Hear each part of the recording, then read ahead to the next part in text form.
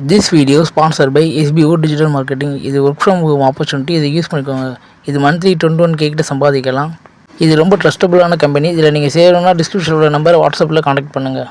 Skip பண்ணாதீங்க. பெரிய தப்பு. தினம் 300 ரூபாய் சம்பாதிக்க அரிய வாய்ப்பு. இன்ஸ்டாகிராம், ஃபேஸ்புக் பயன்படுத்த தெரிந்தால் போதும் content post and content publishing மூலமா தினம் 300 ரூபாய் சம்பாதிக்கலாம். இந்த வேலை செய்ய 5 நிமிடம் போதும். Work training support, group communication support, all language customer live chat support, முக்கியமா சொந்தமா ஒரு பிசினஸ் ஸ்டார்ட் பண்ற அளவுக்கு உங்களால கற்றுக்கொள்ளவும் முடியும், சம்பாதிக்கவும் முடியும். இந்த வேலை வாய்ப்பு வழங்குவது 5 வருடத்திற்கு மேல ரன் ஆகிட்டு இருக்க நம்ம தமிழ்நாட்டு company school of business organisation private limited. மேலும் விவரங்களுக்கு டிஸ்கிரிப்ஷன்ல கொடுத்திருக்க நம்பருக்கு வாட்ஸ்அப் பண்ணுங்க.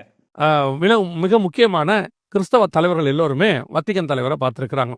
இது எதுக்காக பார்த்துருக்குறாங்க அப்படின்னு சொல்லி பார்த்தீங்கன்னு சொன்னால், இது பேர் சார்ட்டோ கோமினியா அப்படிம்பாங்க. என்னன்னு கேட்குறீங்களா? அது ஒரு லத்தீன் வார்த்தை.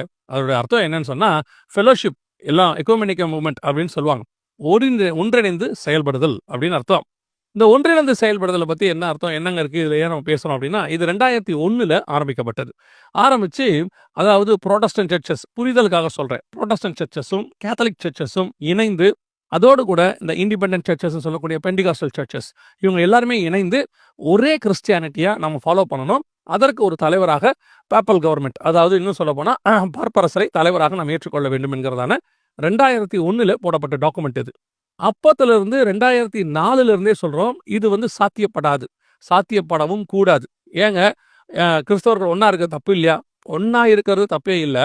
அப்புறம் மார்ட்டின் லூத்தர்னு ஒருத்தர் ஒரு புரட்சியை ஏற்படுத்தி 1517 95 தீசிஸை கொண்டு போய் அந்த டோரில் அடித்து அவர் ஏற்படுத்தின இந்த புரோட்டஸ்டன்ட், அதுலேருந்து வந்தக்கூடியதான புரட்சி, இல்லைன்னா அதுலேருந்து வரக்கூடியதான சீர்திருத்தம், இதுக்கெல்லாம் இப்போ என்ன அர்த்தம்? இவ்வளோ ஏற்படுத்தின கோக்கம் அவர் எதற்காக இதை ஏற்படுத்தினாரு? அதுக்கு முன்னாடி இருந்ததான கிறிஸ்தவத்துக்குள்ள இருந்ததான எல்லா கலைகளையும், இது ஒரு காலகட்டத்தில் கத்தர் அந்த கலைகளை ரிமூவ் பண்ணுவார். இப்போ நியாயப்பிரமாணத்தில் எல்லா கலைகளும் இருக்கும்போது இயேசு கிறிஸ்து உள்ளே நுழைகிறார்.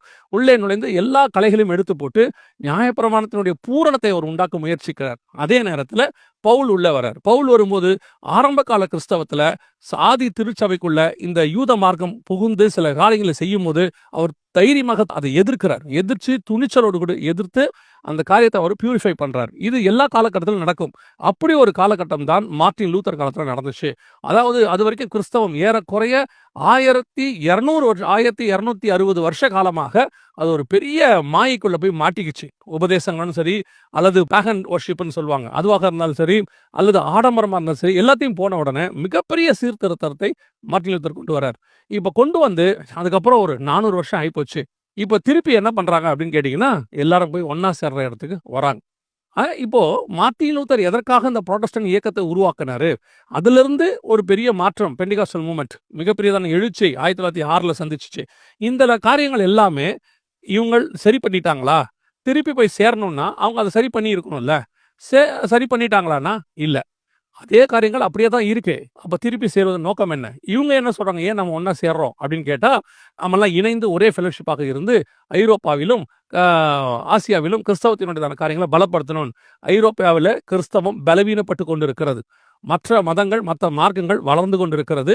2000 வருஷத்துக்கு இருந்த அந்த கிறிஸ்தவத்தினுடைய ஸ்ட்ராங்னஸ் இப்போ அங்கே இல்லை.